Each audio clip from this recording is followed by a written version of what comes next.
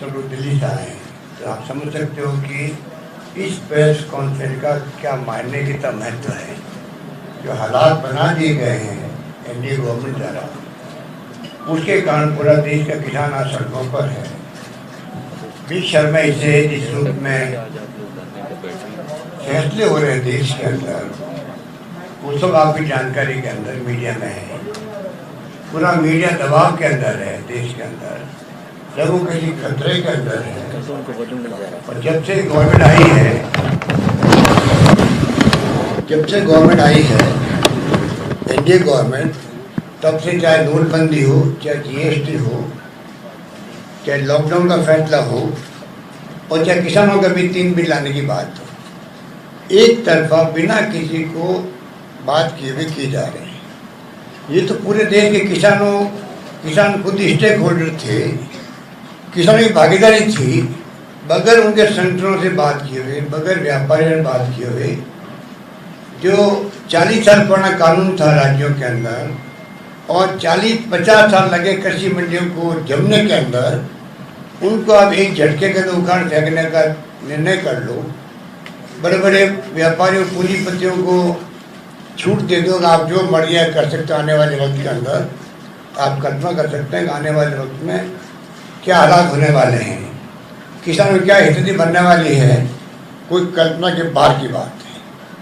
किसान समझदार है, वो समझता है उसके हित किस रूप में सुरक्षित रह सकते हैं।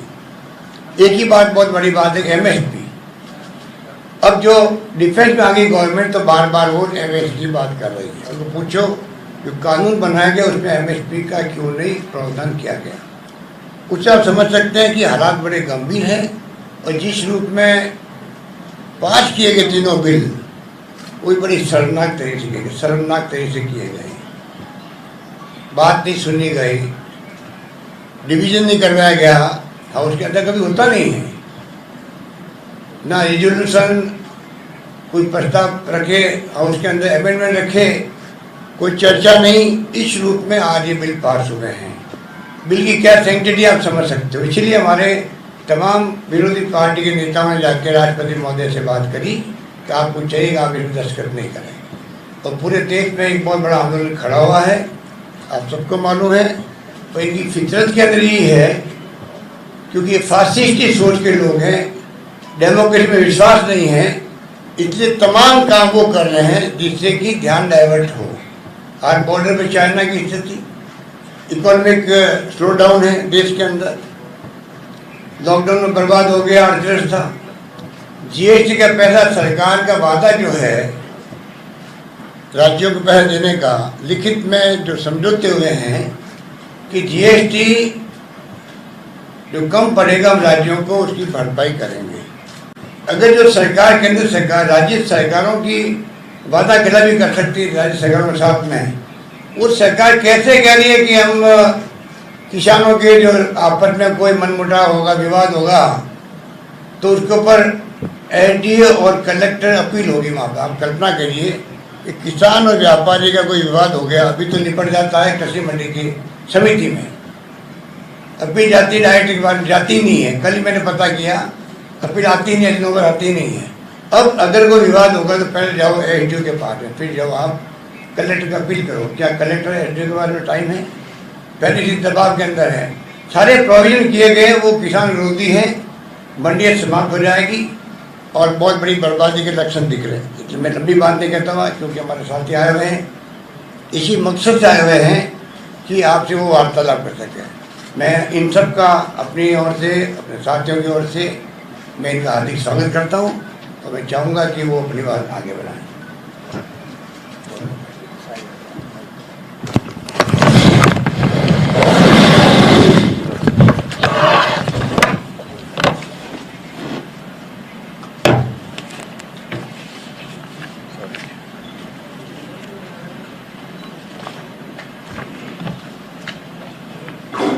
नमस्कार साथियों, आज की इस विशेष पत्रकार वार्ता में माननीय अशोक गहलोत जी का, प्रदेश कांग्रेस कमेटी के हमारे अध्यक्ष माननीय गोविंद दोतासरा जी, मेरे साथ आए कांग्रेस के वरिष्ठ नेता, छत्तीसगढ़ में वरिष्ठ कैबिनेट मंत्री टीएस सिंहदेव साहब, अखिल भारतीय कांग्रेस कमेटी के प्रवक्ता भाई पवन खेड़ा जी, मेरे साथी और भाई मंत्री हरीश जी, प्रताप काशियावास जी, किसान कांग्रेस के अध्यक्ष भाई संदीप जी और सब पत्रकार छायाकार साथियों का सबसे पहले तो मैं अभिनंदन करता। साथियों, आज पूरे देश में किसान और खेत मजदूर ने भारत बंद का ऐलान किया है। श्री राहुल गांधी जी और श्रीमती सोनिया गांधी जी के नेतृत्व में कांग्रेस पार्टी इस भारत बंद में इस देश के अन्नदाता और भाग्य विधाता के साथ अडिग खड़ी है। भारतीय जनता पार्टी ने हरित क्रांति को हराने की घिनौनी साजिश की है। खेत खलिहान को पूंजीपतियों के हाथ गिरवी रखने का षड्यंत्र किया है। मोदी जी कसम तो किसानों की खाते हैं और मुनाफा चंद पूंजीपति मित्रों को दिलवाते हैं। मोदी सरकार ने 3 काले कानूनों के माध्यम से किसान, खेत मजदूर, छोटे दुकानदार, मंडी मजदूर, मंडी के ट्रांसपोर्टर, मुनीम और छोटे छोटे कर्मचारी की आजीविका पर एक क्रूर और कुत्सित हमला बोला है। किसान और खेत मजदूर के भविष्य को रौंदकर मोदी जी ने उनके भाग्य में बर्बादी और बदहाली की गाथा इन 3 काले कानूनों से लिख डाली है। ये किसान और खेत खलिहान के खिलाफ एक घिनौना षड्यंत्र है। आज देश में 62 करोड़ किसान और खेत मजदूर और 250 से अधिक किसान संगठन इन काले कानूनों के खिलाफ भारत बंद के माध्यम से धरना प्रदर्शन कर अपना विरोध जता रहे हैं और दुर्भाग्य से देश के प्रधानमंत्री माननीय नरेंद्र मोदी पूरे देश को बरगला रहे हैं। अन्नदाता किसान की बात सुनना तो दूर, संसद में उनके नुमाइंदों की आवाज का गला घोटा जाता है और सड़कों पर किसान और मजदूर को बेरहमी से पीटा जाता है। जैसा गहलोत साहब ने कहा था, संसद में संविधान का गला घोटा जा रहा है और खेत खलिहान में मजदूरों की आजीविका का, किसान की आजीविका का। देश में कोरोना, सीमा पर चीन और खेत खलिहान पर मोदी जी ने हमला बोल रखा है। किसान विरोधी ये तजर्बा भारतीय जनता पार्टी ने 2006 में मंडियों को खत्म कर बिहार से शुरू किया था, जहां किसान पूरी तरह से बर्बाद हो गया और अब घुन की तरह इन 3 काले कानूनों के माध्यम से यहां ले आए। मैं केवल 3 बिंदु कहूंगा और उसके बाद मेरे सहयोगी टीएस सिंहदेव जी 3 बिंदु आपको इन कानूनों के बारे में संक्षिप्त में बताएंगे। इससे पहले मैं आपका ध्यान आकर्षित करूं, इस देश में 1965-66 में जब हरित क्रांति की शुरुआत इंदिरा जी ने की, तो इस देश में हरित क्रांति के 3 आधार हैं। पहला आधार है सरकारी फसल खरीद प्रणाली, यानी 23 फसलों को सरकार खरीदने के लिए बाध्य है केंद्र सरकार। दूसरा आधार है एमएसपी या न्यूनतम समर्थन मूल्य, जो 23 फसलों का डिक्लेयर किया जाता है। और अब छत्तीसगढ़ में तो टीएस सिंहदेव साहब और साहू साहब दोनों यहां मौजूद हैं, वो आपको बताएंगे कि पहली बार आदिवासी की फसल का भी एमएसपी हमारी सरकार ने वहां घोषित किया। और तीसरा है गरीब का राशन की दुकान। जो फसल किसान से खरीदेंगे धान और गेहूं और दालें, उन्हें राशन की दुकान से सस्ते रेट पर गरीब को दिया जाएगा। नरेंद्र मोदी जी ने खेत और खलिहान पर हमला नहीं बोला अकेले, उन्होंने अकेले खेत मजदूर पर और मंडी पर हमला नहीं बोला। नरेंद्र मोदी और भारतीय जनता पार्टी ने इस देश के अनुसूचित जाति और पिछड़े वर्गों को मिलने वाले राशन की दुकान पर सस्ते अनाज पर हमला बोला। ये उस सब को खत्म करना चाहते।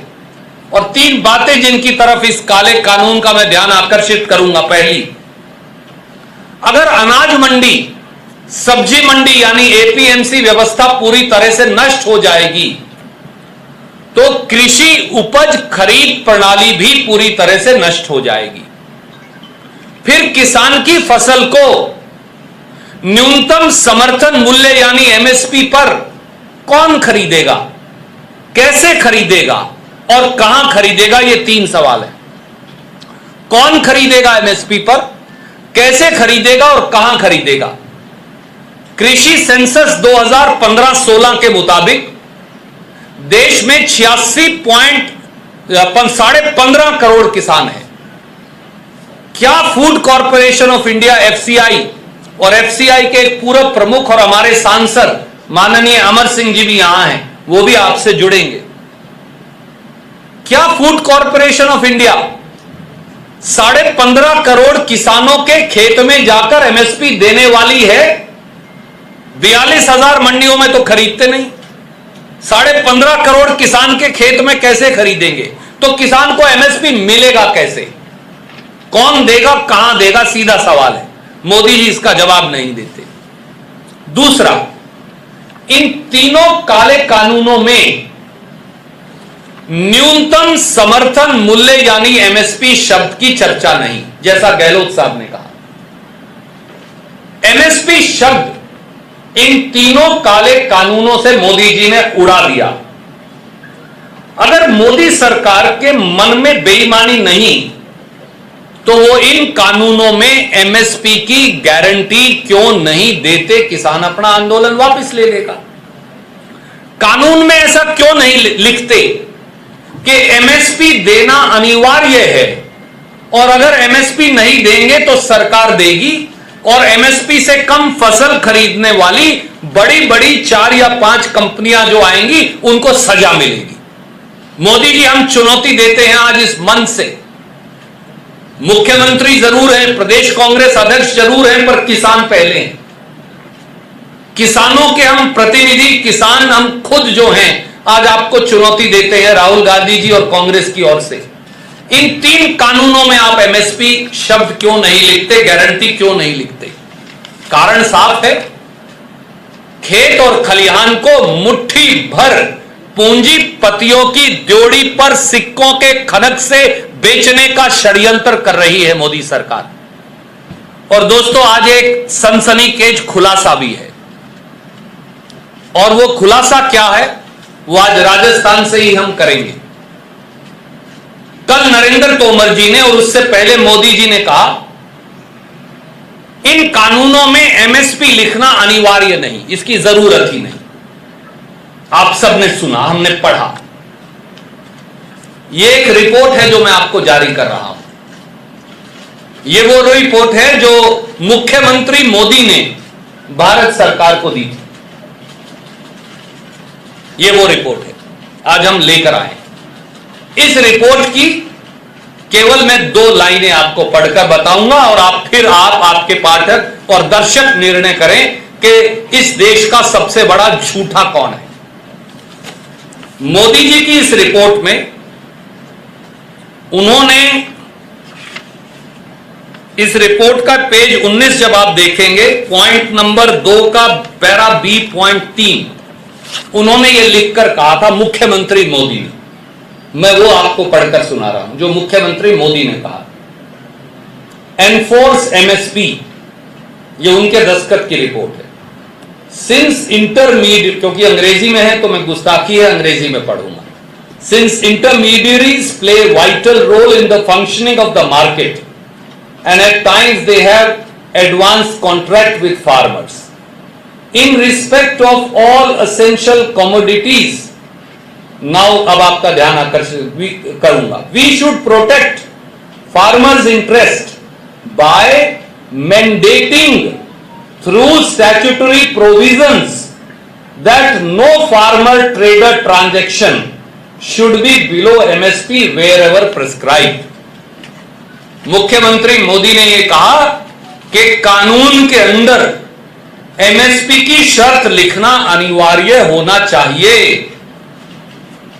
प्रधानमंत्री मोदी जी, मोदी की बात क्यों नहीं मानते आज? भूल जाइए कांग्रेस को, भूल जाइए विपक्षी दलों को, यह तो आपकी लिखित रिपोर्ट है। आज मोदी की बात मानने से क्यों इनकार कर रहे हैं? यह राजनीतिक बेईमानी का सबूत इससे बड़ा कोई हो सकता है क्या? यह उनकी रिपोर्ट है लिखी हुई। क्या इसका जवाब है आपके पास? इसका कोई जवाब है नहीं, यह उन्होंने खुद लिख कर दी। और तीसरी बात, प्रधानमंत्री ये कहते हैं कि किसान को मैंने बिचौलियों से मुक्त कर दिया, अब किसान पूरे देश में अपनी फसल ले जाकर कहीं भी बेच सकता। इससे बड़ा सफेद झूठ कोई नहीं हो सकता। झूठ बोलते हैं प्रधानमंत्री, बरगलाते हैं प्रधानमंत्री, भटकाते हैं प्रधानमंत्री, क्योंकि किसान आज भी अपनी फसल पूरे देश में कहीं भी ले जाकर बेच सकता है। काश मोदी जी ने हल्का मूठ पकड़कर कभी खेती की होती तो उन्हें समझ आता। इस देश के कृषि मंत्री नरेंद्र तोमर साहब का इलेक्शन एफिडेविट मैंने पढ़ा, उसमें लिखा है कि मेरे पास 1 इंच भी कृषि भूमि नहीं। देश के प्रधानमंत्री ने कभी खेती नहीं की, देश के कृषि मंत्री ने कभी खेती नहीं की, और हमको पढ़ा रहे हैं खेती का पाठ। कृषि सेंसस 2015-16 में लिखा है साथियों कि 86.2% किसान केवल 5 एकड़ भूमि से कम का मालिक है, और उसमें से 80% किसान मात्र 2 एकड़ भूमि का मालिक है। 2 एकड़ भूमि वाला किसान राजस्थान या हरियाणा से, गंगानगर से, हनुमानगढ़ से, कुरुक्षेत्र और करनाल और अंबाला से, जालंधर और अमृतसर से अपनी फसल ले जाकर कलकत्ता या मद्रास में कैसे बेचेगा? चाय पैदा करने वाला असम का किसान असम से लाकर दिल्ली में अपनी चाय कैसे बेचेगा? रबड़ पैदा करने वाला, नारियल पैदा करने वाला केरल का किसान केरल से दिल्ली लाकर या उत्तरी भारत लाकर या बंगाल जाकर अपनी फसल कैसे बेचेगा? यह असंभव है, क्योंकि 2 एकड़ 4 एकड़ वाला किसान तो 30 किलोमीटर दूर, 40 किलोमीटर दूर मंडी में नहीं जा सकता। उसके पास, आधों के पास ट्रैक्टर ट्रॉली नहीं, 4 व्हीलर की व्यवस्था नहीं। आप कह रहे हो तुम जाकर अमेरिका बेच के आओ 2 एकड़ वाले किसान को अपनी गेहूं। मोदी जी किसका बेवकूफ बना रहे हैं? असंभव बात है ये। इसलिए कम से कम न्यूनतम समर्थन मूल्य की गारंटी और सरकारी खरीद प्रणाली और मंडियों को खत्म मत करिए। और 2 महत्वपूर्ण पहलू हैं जो टीएस सिंह देव साहब को मैं रिक्वेस्ट करूंगा कि वो अपनी बात इसमें जोड़ेंगे। You can use this also if you want. Try and shift थोड़ा करना। आदरणीय मुख्यमंत्री श्री अशोक गहलोत जी, आदरणीय रणदीप सिंह सुरजेवाला जी, सम्माननीय गोविंद सिंह तोतसरा जी, सम्माननीय पवन खेड़ा जी, सम्माननीय अमर सिंह जी, सम्माननीय प्रताप सिंह जी, साथी भाई ताम्रध्वज साहू जी, उपस्थित सभी पदाधिकारी, जनप्रतिनिधि, मीडिया के सभी साथी, 2-3 बिंदुओं पे मैं आपका ध्यान आकर्षित करना चाहूंगा। पहला, कृषि विशेषज्ञों का ये मानना है कि ये जो 3 काले कानून लाए गए, ये शांता कुमार कमेटी, जिसका उद्देश्य एमएसपी को समाप्त करने का था, 80,000 से 1 लाख करोड़ रुपए केंद्र शासन के बचाने का था, उसको लागू करने के लिए ये 3 कानून लाए गए। पहला, क्या ये सरकार देश के किसानों के हक से 80,000 से 1 लाख रुपए वापिस लेना चाहती है और पूंजीपतियों के हाथों में देना चाहती है? ये अंतर जो आएगा कृषि उपज के दामों का, भाव गिरेंगे तो ये पैसा कहां जाएगा? ये मूल प्रश्न है और इसीलिए एमएसपी की अनिवार्यता की बात कांग्रेस का शीर्ष नेतृत्व करता रहा है और उस बात पे अडिग रहेगा। दूसरी बात, ठेका प्रथा को लागू करना। इन कानूनों से होगा क्या? यदि एमएसपी नहीं है तो कॉरपोरेट्स किसानों के साथ समझौते करेंगे, एग्रीमेंट करेंगे, एक राशि तय करेंगे कि इस राशि में हम आपके उत्पाद को लेंगे, जो न्यूनतम समर्थन मूल्य नहीं होगा। और हमारा अनुभव क्या रहा है इन कॉरपोरेट्स के साथ? अंग्रेजी में बने हुए कानून मैं भी शायद ना पढ़ पाऊंगा ना समझ पाऊंगा। देश का सामान्य किसान क्या इन समझौतों को समझ भी पाएगा कि किस पे उनके हस्ताक्षर किए जा रहे हैं, कराए जा रहे हैं? और दूसरा, गुजरात में क्या हुआ? एक कॉरपोरेट पेप्सिको ने किसानों के ऊपर केस कर दिया। प्रधानमंत्री जी के गुजरात में, पूर्व मुख्यमंत्री जी के गुजरात में, एमएसपी वाले मुख्यमंत्री जो अब प्रधानमंत्री के रूप में एमएसपी को नहीं पहचान रहे, उनके राज्य में आलू लेस के लिए, लेस चिप्स के लिए लोगों ने उत्पादन किया और उनको कोर्ट के कटघरे में खड़ा कर दिया गया। ये होने वाला है इस कानून का। और जब दाम पक्के नहीं होते, हम लोगों ने अनेकों बार देखा है कि ये कंपनियां पीछे हट जाती हैं सामान लेने में जब भाव गिर जाते हैं। छत्तीसगढ़ का हमारा अनुभव है, किलोमीटर के किलोमीटर पे लोगों ने टमाटर बिछा दिए, क्योंकि फसल को, टमाटर को तोड़ने के लिए जो खर्चा लग रहा था वो दाम से कम हो गया था और जिन लोगों ने अनुबंध किया था वो गायब हो गए थे, नदारद हो गए थे। ये देश के किसानों का भविष्य इन 3 काले कानूनों के माध्यम से करने की स्थिति बनाई जा रही है। और कृषि के उत्पादन की बात, क्या हम कभी इस बात की कल्पना कर सकते हैं कि देश की सरकार सीधे मुनाफाखोरों को 1 रुपए का 2 रुपए में बेचने की छूट दे रही? 100 रुपए की चीज को दुगना जब तक नहीं होगा दाम, तब तक कोई भी बीच में सरकार हस्तक्षेप नहीं करेगी। यानी पहले ही आपने कह दिया कि 100 रुपए की चीज 200 रुपए तक बेच लो, जब 201 की बात आएगी तब हम बीच में आएंगे। ये कानून देश के ऊपर थोपे जा रहे हैं। इन बातों को समझने की आवश्यकता है और इसका भरपूर विरोध करने की आवश्यकता है। राज्यों के अधिकार 7वीं अनुसूची में central list, concurrent list, state list, ये सारी चीजों का उल्लेख है।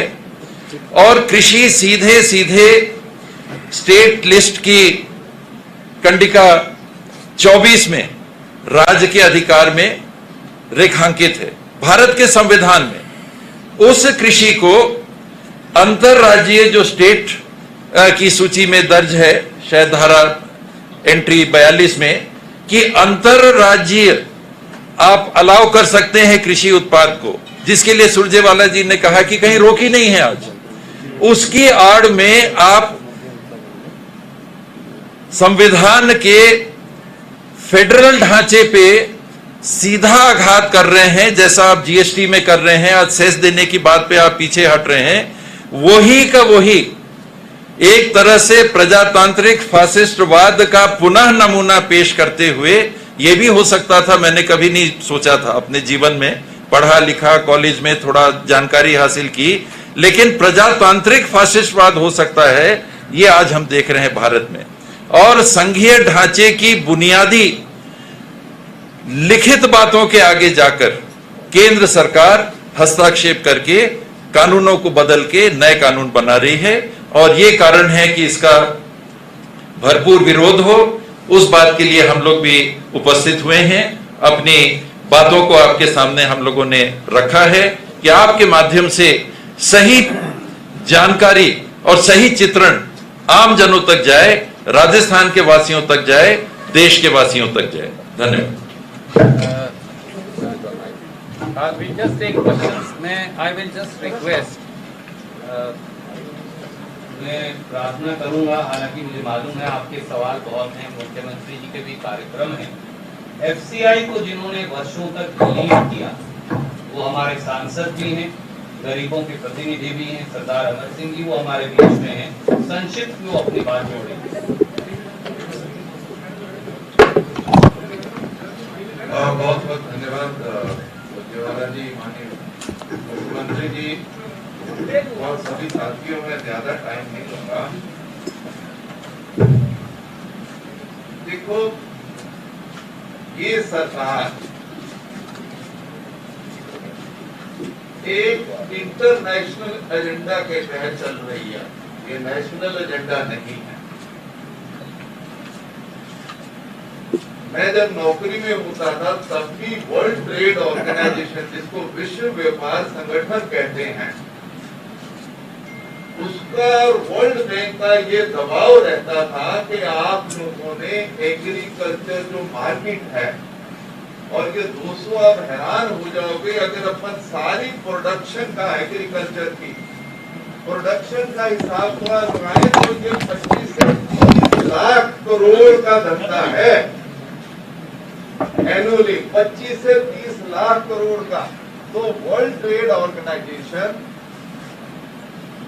वर्ल्ड बैंक ये तब से कहता आ रहा है जब मैं सरकारी नौकरी में होता था। वो कहते क्या है,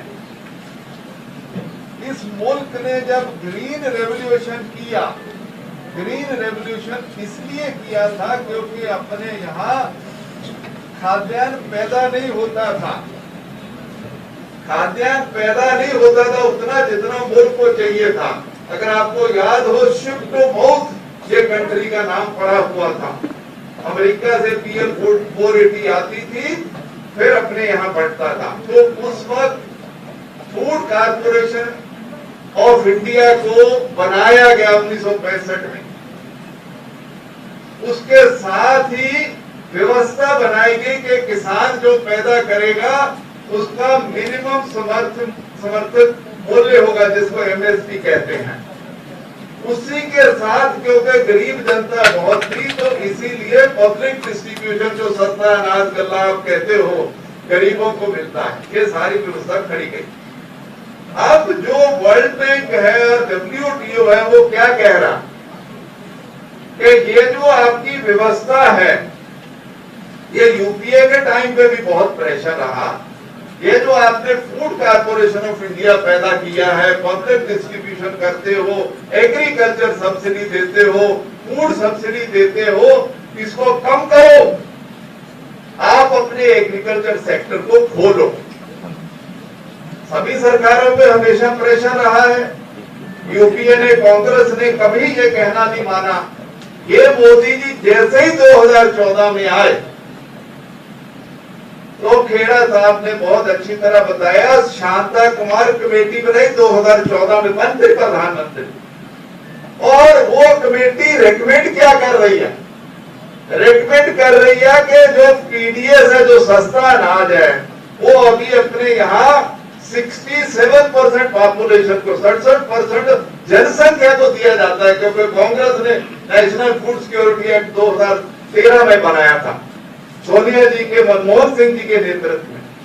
तो कह रहे हैं कि आप 67% से 40% करो, शांता कुमार जी की पहली रिकमेंडेशन।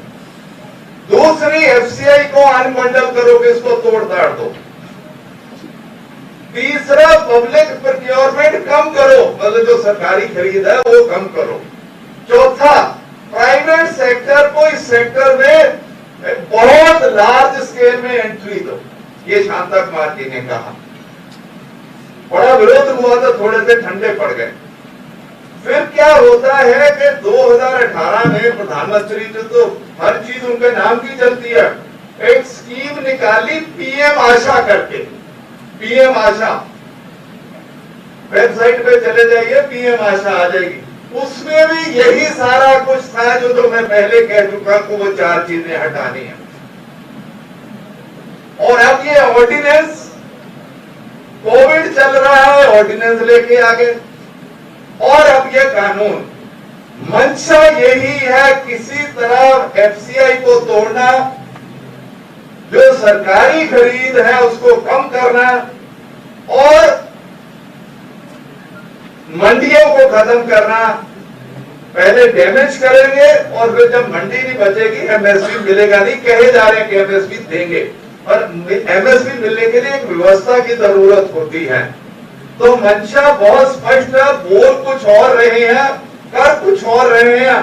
अंत ये रहेगा कि किसान सड़कों पे घूमेगा, मजदूर बनेगा और कॉन्ट्रैक्ट ऐसा कर रहे हैं 5 से 10 साल उसकी जमीन लिखाई जा सकती है। पहले 2 साल अच्छा भाव देंगे, फिर कहेंगे घाटा पड़ गया भाई मैं नहीं, और जमीन का कब्जा भी नहीं देंगे।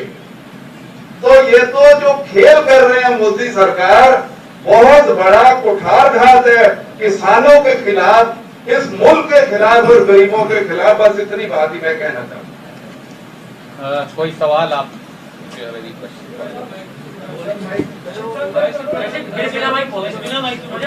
सबसे बड़ा सवाल ये है कि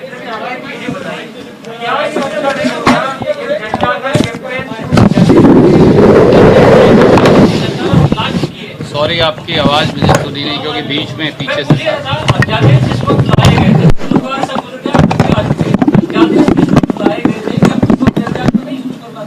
क्योंकि आप किसान को अब भी नहीं पता कि हो क्या गया, तो विपक्षी पार्टियों के नाते जो तमाम पार्टियों को कांग्रेस। आदरणीय मित्र, मैं आपकी बात से असहमत नहीं, मैं आपको याद दिलाना चाहता हूं, जब मोदी जी सत्ता में आए तो किसान की जमीन का उचित मुआवजा कानून जो राहुल गांधी जी ने भट्टा परसोल से संघर्ष शुरू किया और बनवाया था, उसे खत्म करने का अध्यादेश लाए।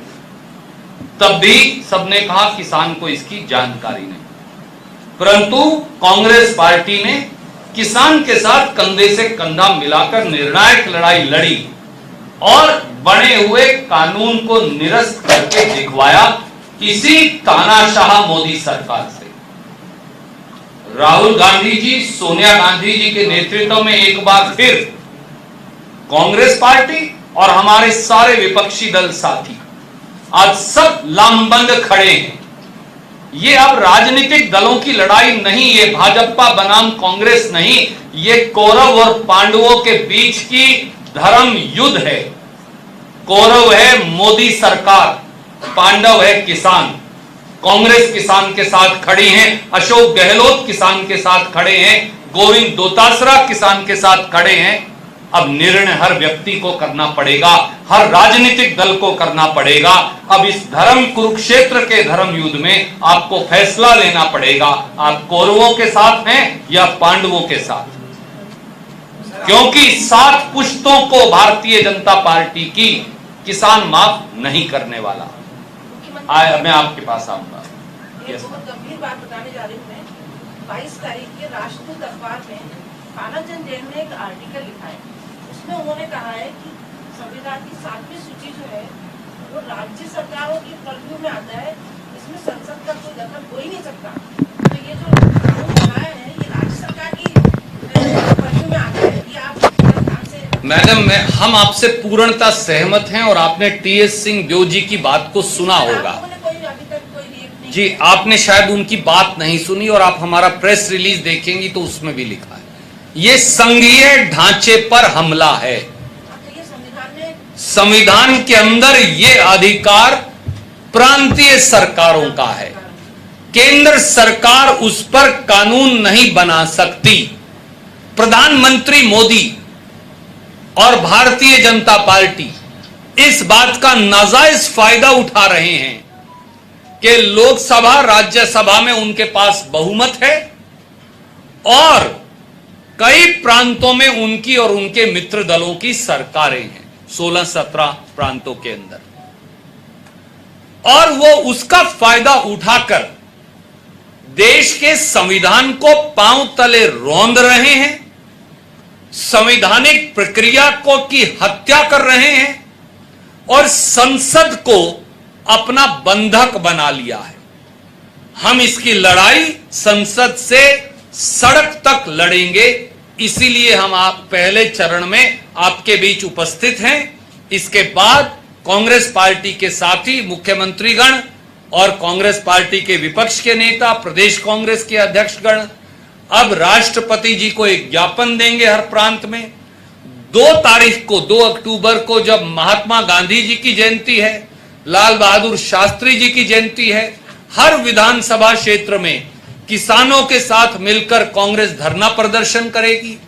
10 अक्टूबर को प्रदेश स्तर पर एक जगह हम कहीं भी चुनकर एक सम्मेलन करेंगे किसानों का, और 2 अक्टूबर से 31 अक्टूबर तक इन कानूनों के विरोध में कांग्रेस पार्टी के साथी गांव गांव ढाणी ढाणी जाकर 2 करोड़ सिग्नेचर इकट्ठे करेंगे, दस्तखत, जो 14 नवंबर को श्रीमती सोनिया गांधी जी और राहुल गांधी देश के राष्ट्रपति को देंगे। ये सारी संघर्ष का खाका हमने तैयार कर लिया है। ना हम संघीय ढांचे पर हमला मंजूर करेंगे और ना देश के खेत और खलिहान पर।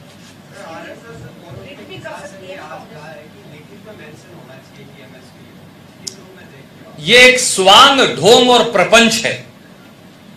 राष्ट्रीय स्वयंसेवक संघ और किसान संगठन जो भाजपा से जुड़े हैं, वो राजनीतिक बेईमानी से, ढोंग और प्रपंच से, स्वांग और धोखे से इस प्रकार के बयान दे रहे हैं। अगर ऐसा है तो वो आकर किसान और कांग्रेस के साथ खड़े होने का साहस दिखाएं, मैं उनको चुनौती देता हूं, और भारतीय जनता पार्टी से अपना समर्थन वापस ले। नहीं तो ये ढोंग, प्रपंच, स्वांग, धोखा ये बंद करेंगे ड्रामा।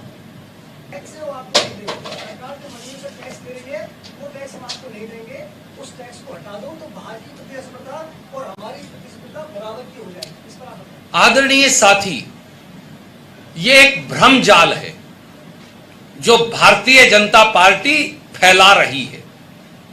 मैंने, अगर आपने ध्यान से सुना तो एक सवाल पूछा था, मंडी, सब्जी मंडी या अनाज मंडी इसलिए जरूरी है कि आधा एकड़ का किसान, 1 एकड़ का किसान, भूमिहीन किसान जो पट्टे पर लेकर जमीन जोतता है, मजदूर, अनुसूचित जाति और पिछड़े वर्गों के लोग जो 1-1, 2-2 एकड़ पट्टे पर लेकर जमीन जोतते हैं, जब वो मंडी में जाते हैं तो सामूहिक संगठन के आधार पर न्यूनतम समर्थन मूल्य एमएसपी की डिक्लेरेशन के आधार पर उनको वहां फसल की कीमत मिल जाती है।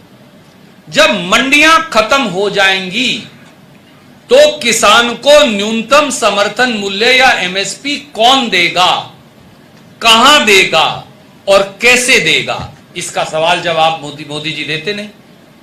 आप मोरों को दाना चुगाते हुए दिल्ली में एमएसपी तो घोषित कर सकते हैं, पर मोरों को दाना चुगाकर 15.5 करोड़ किसानों, भाग्य विधाता, अन्नदाता के खेत में एमएसपी नहीं दे सकते, क्योंकि एफसीआई 15.5 करोड़ किसानों के खेत में कैसे जाएगी। आखिर में जो 2, 3 या 4 बड़ी कंपनियां आएंगी, जैसा अमर सिंह जी ने कहा, साहू साहब ने इससे पहले कहा था, आदरणीय गहलोत साहब ने कहा, टीएस सिंहदेव जी ने कहा, जो 4 कंपनियां आएंगी वो किसान की मेहनत औने पौने दामों पर खरीद ले जाएंगे। धन्यवाद। Okay, last question.